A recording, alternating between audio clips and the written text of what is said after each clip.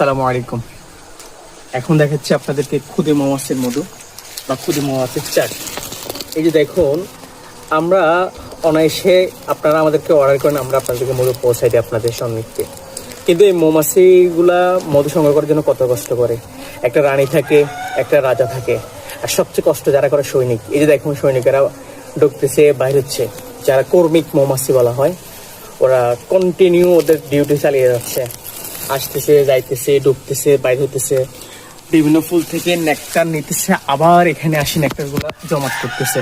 আর এইভাবেই মৌমাছিরা দীর্ঘ সংগ্রামের পরে একটা সময় মধু হয়। ওই মধুগুলো আমরা কালেক্ট করে আপনাদের পৌঁছাই দিই, সারাটা ভালোটা। আসসালামু আলাইকুম। এখন দেখাচ্ছি আপনাদেরকে খুদে মৌমাছির মধু বা খুদে মৌমাছির চাট। এই যে দেখুন, আমরা অনায়াসে আপনারা আমাদেরকে অর্ডার করেন, আমরা আপনাদেরকে মধু পৌঁছাই দিই আপনাদের সন্নিধ্যে। কিন্তু এই মৌমাছিগুলা মধু সংগ্রহ করার জন্য কত কষ্ট করে।